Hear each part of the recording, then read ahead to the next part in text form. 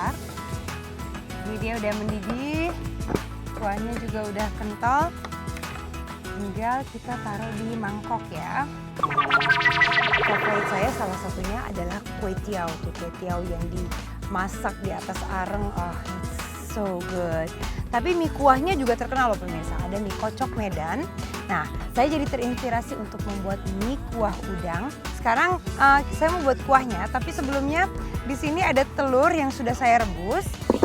Telur rebusnya mau saya angkat ya, biar dia dingin dulu sebentar.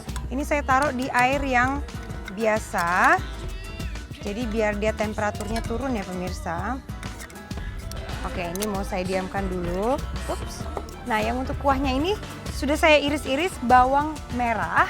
Terus nanti ada bawang putih yang dihaluskan. Untuk membuat kuahnya saya menggunakan T-Chef Cherry Saucepan by Tupperware. Ini bentuknya elegan sekali pemirsa. Selain itu banyak fiturnya juga. Nah, pegangannya ini ergonomis. Ergonomis itu artinya dia nyaman dan tidak panas saat dipegang. Terus kita panaskan dulu ya. Tambahkan minyak secukupnya. Baru kita tumis yang bawang merahnya terlebih dahulu. Nanti kita masukkan yang bawang putih. Kita tunggu sebentar bawang merahnya. Nah, selain itu, T-Chef Cherry Saucepan by Tupperware ini cocok sekali untuk digunakan hari-hari ya pemirsa.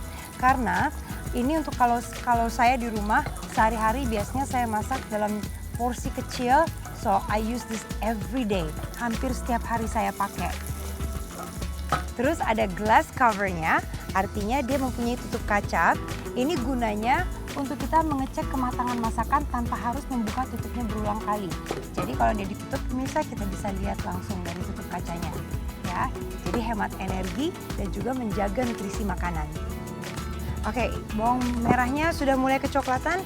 Kita tambahkan bawang putih ya. Bawang putihnya setengah sendok makan. Kita aduk-aduk juga. Dan saya tambahkan cengkeh secukupnya, kurang lebih 6 butir, lebih mungkin sekitar 8 butir cengkeh. Dan sedikit pala bubuk ya, setengah sendok teh. Jadi dia ada sedikit rempahnya. Sama ebi udang kering. Ini yang sudah disangrai terlebih dahulu, kurang lebih 1 sendok makan. Kita aduk. Jadi ini base untuk kuahnya ya pemirsa ya. Saya masukkan juga daun prei. Nah, ini ada satu trik yang saya pelajari ya. Ternyata cocoknya kalau daun prei ini memang disajikan dengan mie kuning. Sedangkan kalau untuk kue tiaw dan bihun itu selalu gunakan daun bawang. Ya, berhubung mie yang kita pakai itu mie kuning. Jadi sekarang daun prei-nya mau saya iris-iris seperti ini. Daun prei-nya ini kita masak dengan kaldunya. Daun prei ini dia masih satu keluarga dengan daun bawang, tapi dia beda dari daun bawang. Ya, dia sebetulnya nama bahasa Inggrisnya leeks, cuman yang kita pakai ini leeks yang kecil. Leeks itu ada yang besarnya juga, ya. Oke, kita masukkan daun prei dan udang. Udangnya kalau pemirsa mau ditambahkan seafood lainnya, misalnya cumi atau misalnya diganti dengan ayam, itu juga bisa ya. Kita tumis sebentar, baru kita tambahkan kaldu udang kurang lebih 1 liter. Oh iya, jahenya juga ya pemirsa ya. Tadi harusnya jahenya ikutan ditumis ya, but no problem. Jahe bisa saya tambahkan sekarang. Jahenya kurang lebih 2 ruas jari. Kita masukkan. Ini kita aduk. Kita tambahkan juga daun sop ya, biar dia kaldunya ini wangi. Terus jangan lupa salt and pepper, ada secukupnya. Dan garam.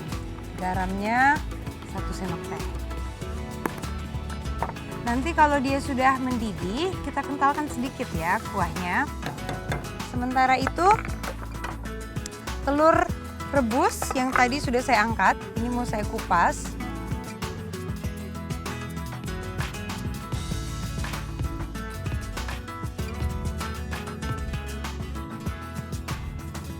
Nah, ini telurnya nanti siap untuk dipakai. Telurnya bisa kita potong. Perfectly done. Lihat tuh dia warnanya, kuningnya perfect.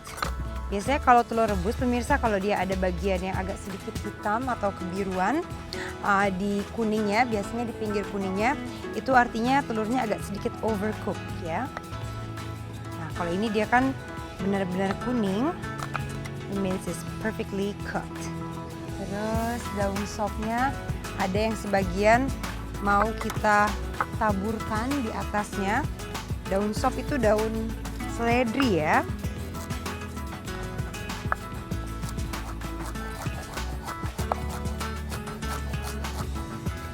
Ya, udah mulai mendidih. Maizenanya saya larutkan dengan air gunanya agar dia tidak menggumpal waktu kita tambahkan. Sekarang saya masukkan 2 sendok makan. Kita aduk. Kita tunggu sampai dia mendidih sebentar. Ini dia udah mendidih. Kuahnya juga udah kental. Tinggal kita taruh di mangkok ya. Nah, mie-nya seperti yang saya bilang, saya pakai di sini mie yang sudah lembut ya. Mie kuning. Kalau pemirsa mau ganti bihun atau mie telur juga bisa. Tuh. Baru kita tuang kuahnya. I love noodle. Tapi biasanya kalau yang mie berkuah seperti ini pemirsa, saya suka santapnya kalau cuaca yang dingin sekali atau kalau sore-sore ya, lagi pengen makan mie, then I make something like this.